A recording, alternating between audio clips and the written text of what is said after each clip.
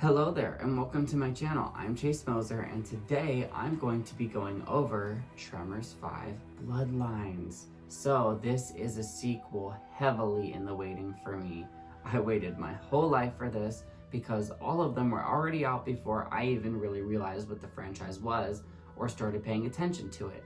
By the time that I even knew that there were sequels, they were already out. So when my grandpa and I were watching them, it was just for fun. And we'd always wondered if they were ever going to do another one, and after so many years, it just never seemed like they were going to. And out of nowhere, bam, it really just feels like this was random. It just happened, and boy am I glad, because whether or not how you feel about this one or how good it is compared to the other ones, it started a new trilogy of films that I am so grateful for. And so I think that it makes the story elevated, bigger, badder, and definitely better. And even though it's not my favorite in a bunch of different ways, I don't like a lot of changes, but some changes are necessary, and they do 9 out of 10 of them pretty well. So with all of that being said, let's get right into Tremors 5 Bloodlines. This movie came out in 2015, 11 years after the prequel installment of The Legend Begins, Tremors 4, which means it's even longer than how the timeline is between 3 and 5, because remember 4 is a prequel. So after 3 in the TV series, number 5 takes place. And it's so crazy seeing Burt after all these years. I mean, he is a survivalist. The opening of this movie is probably one of my favorite parts of this film. Just the whole aspect of him explaining the franchise and the Shriekers and the Graboids and the Ass Blasters, the life cycle, the franchise, the history. It's so nostalgic, it's so meta. He's into it, you're getting a recap, a refreshment, and then you're thrown right into it and ready for the new, ready for the story to go. You feel there, you feel like they're paying an homage and a history and respect to it. And his survivalist guide stuff is perfect. It's exactly where he would be. It's what he would be doing. And especially if you've seen the TV series, he already has a survival guide school, and he's done that a bunch of different times. He's already done video diary vlogs and stuff like that in the third one and in the TV series. So if you haven't seen those ones and those installments, then you might not know how this is already really literally set up, and that there are jokes that play off of that in this one, like his cactus juice and other things.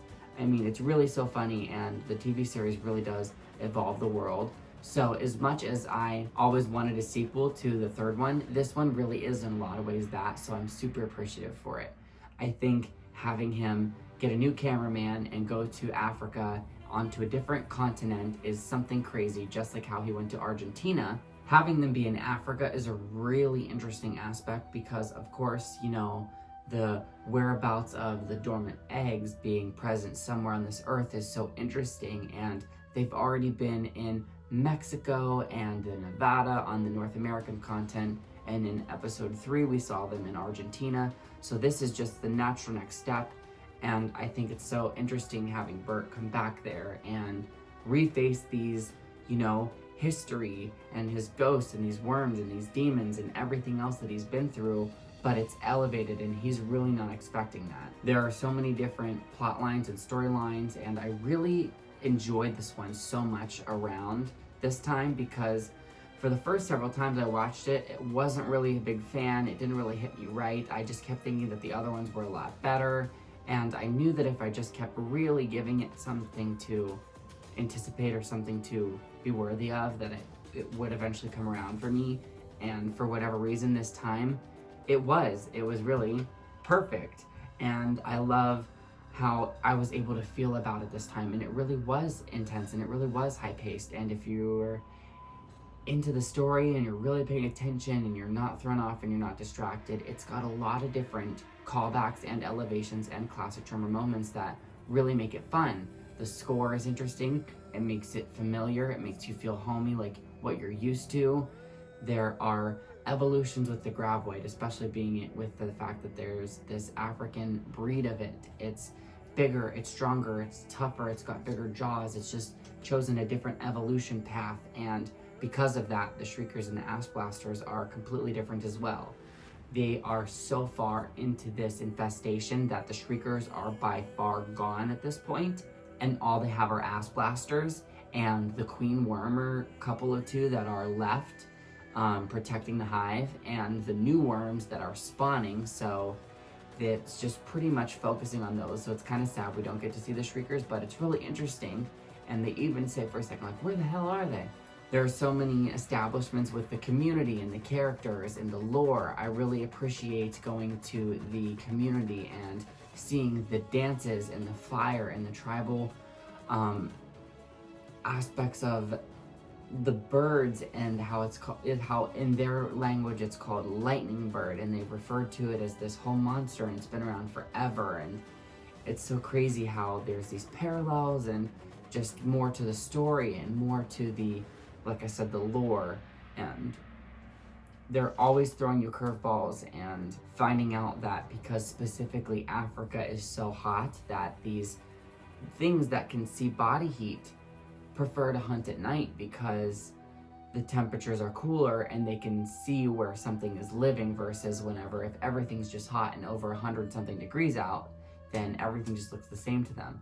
So that adds a more terrifying aspect, and the fact that they are adapted to live in the environment, they are more aggressive, they are more potent, they are more, you know, rigid and more gruff, and they are bigger and have more armor shells, like whatever, like those plating things like rhinos have. They're just bigger and badder all around, and the threat makes it so, and they totally do a good job at establishing that. I think that having a child in this is really fun. Plus, she's really cute and fun to watch too. She knows her stuff. She's able to contribute every once in a while. And then also because of her being younger, it makes for some really enticing, serious, intense scenes.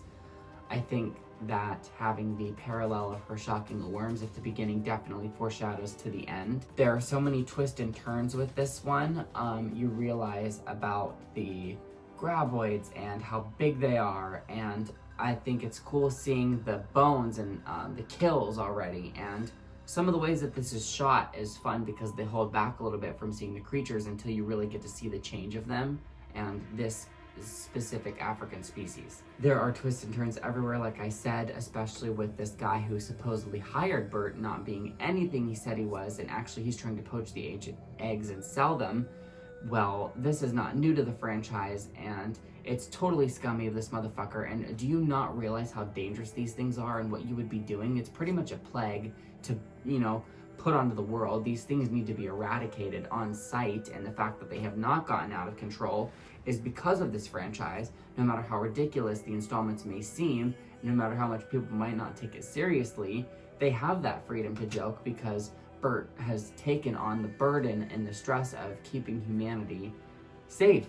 And I just love that. It's so fun. Seeing Burt in a cage is so hilarious. I mean, it's definitely got a lot of comedy aspects of this one. It's really crude sometimes for my taste. I think that maybe this one is under a little bit of a different management than the original ones, and that's fine. We're a little bit of a different audience now. There are parts of this that don't work as much for me that they kind of fixed and don't do in 6 or 7. So that's why it does have a little bit of a different placing for me. But I really, like I said, appreciated it a lot more this time around. And the fact that they were hunting the ass blasters at night and with the different heat goggles. And at first I hated the way that the ass blasters look, but now I'm growing to really like them and think that they're terrifying. And I love the evolution, and I realize where they are in the environment that they're in, that it's going to be different. I like the helicopter guy. He was in the beginning, and one of my favorite aspects and points of this movie is when he said, when the gazelle wakes up, he needs to run faster than the fastest lion. When the lion wakes up, it needs to run faster than the slowest gazelle. The point is, it doesn't matter if you are a predator or a prey. In Africa, when the sun's up, you better be running. That comes into play into Burt's aspect and to his mind and to his character arc this whole time. There are bloodlines with the graboids and the shriekers and the ass blasters and their evolution and their African species and how they have different types just like any other animal or insect would. And it's so crazy that there's all of these themes of Burt's past, and you realize that he has a son, Travis, and that's interesting. You know, things never really worked out with him and Heather, and obviously he's had this whole life before the franchise even started. He's a grown man before the first one, and it's just cool to add to his backstory, make sure that we're still jumping, guessing, and gagging all the way to this day, plus experiencing and expanding the person of Burt. I mean, now he's a father. I mean, that's a whole other thing for him to operate. That's never been for him before. What's it like being a father for the first time at his age to a whatever-year-old?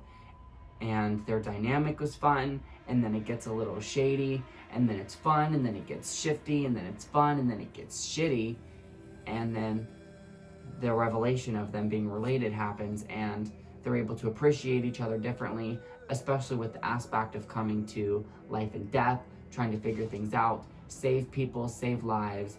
Travis is a little bit of a screw off and a goofball.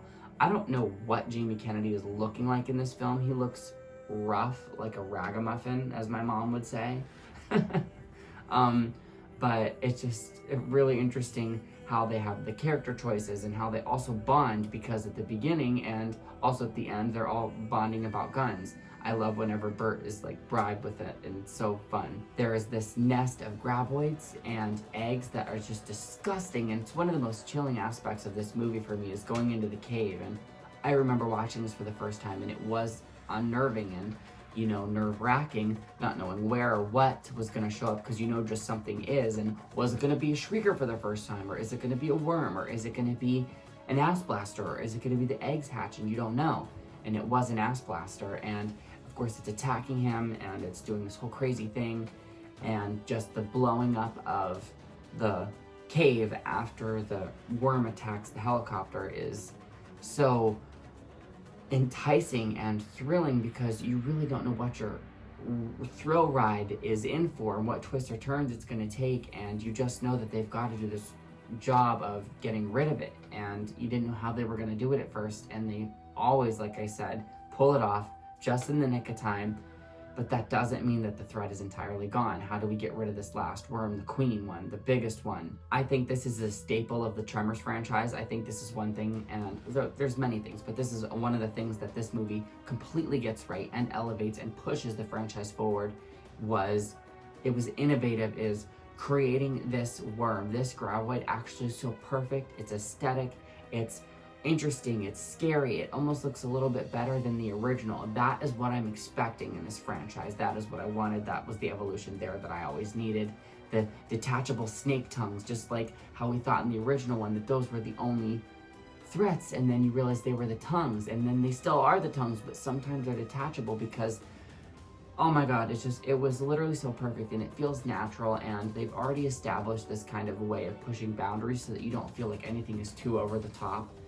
And the world they've set up is so nice. Also, the thunder aspect being an integral part of the movie, coming to a loop at the end where they can drive that into the worm being exploded. And it's really, really interesting seeing all of these ways that they are able to kill the ass blasters, whether it's with a car explosion or the worms with like the lightning. The kitchen scene that replicates Jurassic Park. That was super fun to watch. I'm glad that there's no more threat, because these ones obviously have been the most persistent and most dangerous case of graboids that there have ever been. And so even though this movie sometimes doesn't always do some of my favorite things, and I keep making it sound like I don't like this movie. I do, it's taken me a minute to get to it, because I just feel like the other ones are so much more heightened, and they just work so well for me. Well, thank you so much for watching. Those are my thoughts. Let me know everything that you like down in the comments. Well, how long were you waiting for this? And what did you think about it? And the changes in the CGI. All of that good stuff. Check out my other videos. I've done a bunch of different genres. My community tab. Best way to interact with me. I live stream sometimes, and I have a bunch of stuff coming out. So with all of that being said, I guess I'll see you next time. Thank you so much for watching. Bye!